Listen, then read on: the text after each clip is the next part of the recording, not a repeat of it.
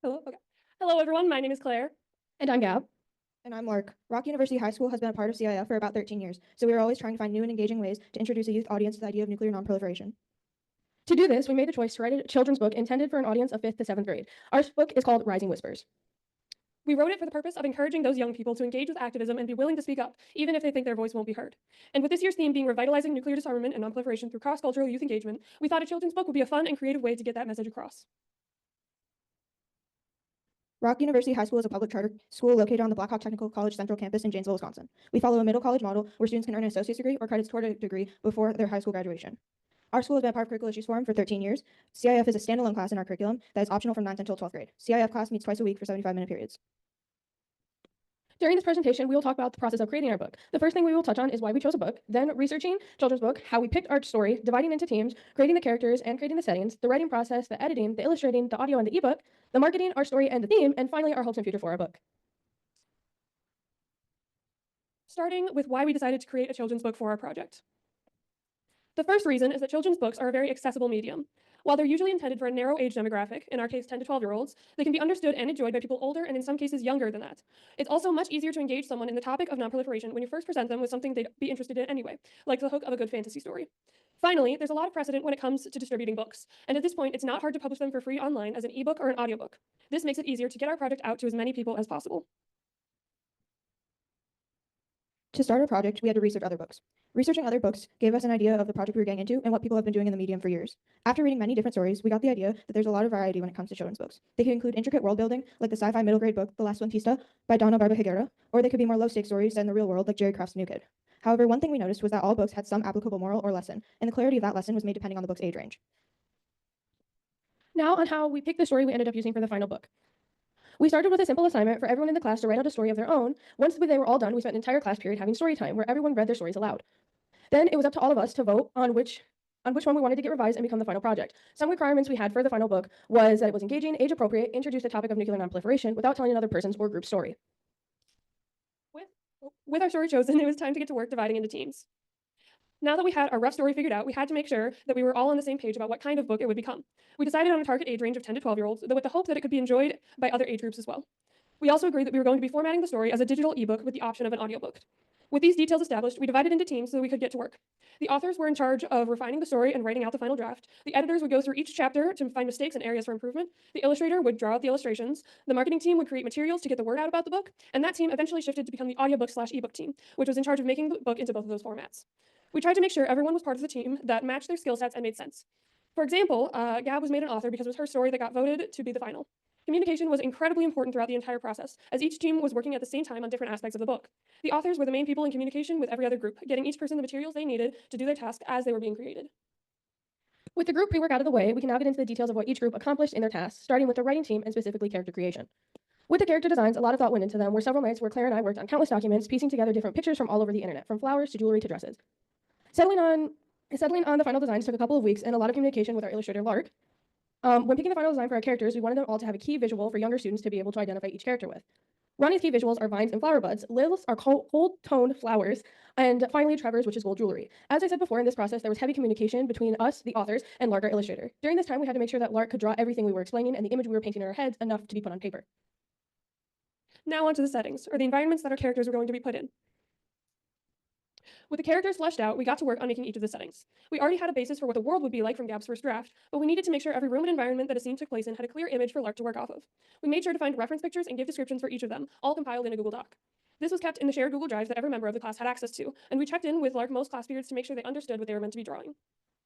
Now I will go over how we wrote our book. With the characters and settings figured out, we got to work creating a more detailed and thought-out outline for the story than what I had in my original first draft, which took quite some planning. Once we got the outline under control, me and Claire both wrote a chapter each week, totaling to 2 chapters a week until the book was finished. Working with 2 authors had its ups and downs. We had to run any major details by each other so that we were both on the same page, and we noticed when we were writing that our word choices and how we wrote the characters' personalities had some inconsistencies that needed to be fixed. That said, we both only had to write about half the book, which made the whole process go a lot smoother once we got into the final draft writing. Moving on to the editing process. We had 2 editors specifically assigned to catch flaws in our writing. To keep the book on pace, we would write a chapter and send it directly to our editors. With the team consisting of newer members, we acted as a slight support to them throughout the editing process. When the chapters were marked as complete, we went back and reviewed suggestions before continuing onward. It was important to us to have a running checklist of what needed to be done so we could remain on track and not forget anything. Then came the illustration process. All illustrations started as text from the authors. The process of thinking up every scene took time with both the authors and me, the illustrator. Authors had put their visions into words and find references for various components, such as clothing and furniture. From there, it was up to me to visualize what the spreads should look like. I was given some creative freedom, but also had the framework to work off of. Creating spreads started as digital sketches, getting a rough idea of the layout, and getting that approved by the authors to proceed. Elements of art such as color, balance, and flow were carefully added to create a cohesive and intentional storyline. Collaboration with authors was key in ensuring my illustrations aligned with the theme and emotions we wanted our story to convey. Now on to the creation of our audiobook and ebook. The audiobook was an additional project with the goal of making our book as accessible and enjoyable as possible. It would provide a more imaginative experience with different voices, painting a clearer story. In order to create the best base project, we initially had to push our focus to writing, illustrations, and basic marketing. So while the audiobook isn't quite completed, we have promising progress and will get it finished and published as soon as possible. The ebook is in a similar situation. However, the two formats will be publicly available very shortly after the conference. Marketing was another important step to make sure we got our book out there. The marketing team worked from the very start on researching strategies that novels have used in the past to get the word out. With the foundational knowledge of what they would do, they created drafts of posters and social media posts that could be used to market the book before it was even completed. Once a couple of chapters were completed, they requested quotes from the book and illustrations for marketing materials. Illustrations also assisted them in giving an idea of the aesthetic of our book. Blurred stills of the characters on posters were used to create intrigue for our book, and final posters were put up around our school a couple weeks before the conference. Posts went out to the school social media about the same time. With our book finished and marketed, now we can talk about how it relates to the theme of revitalizing nuclear disarmament and nonproliferation through cross-cultural youth engagement. Rising Whispers is a story about a 12-year-old girl named Ronnie. She is a satyr, a fantasy race of people with horns, living in the city of Golden Glade. Satyrs in this world have been historically oppressed by humans and elves, and Ronnie's friend Trevor is the son of a human government official who plans to test a deadly new mushroom species in Whisperwind, a section of Golden Glade where most satyrs live, including Ronnie. It's up to her and her friends, Trevor as well as Lilith the elf, to stop Trevor's dad from making Ronnie's home into a testing ground. Now you may be asking yourself, how does this children's book relate to our year's theme and nuclear nonproliferation as a whole? Well, Ronnie in this story is meant to symbolize the community's harm due to nuclear weapons. This is seen in countless ways, such as her flower, which is the red oleander.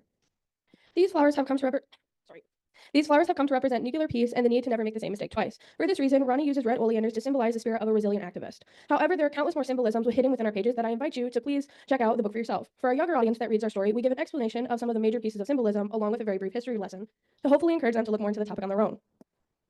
Now, we will talk about the hopes and features for our book. And while we do that, please make sure to scan the QR code, which leads to a copy of our stories document. It will ask you to request permission to that document. Please do so, and we can grant you access.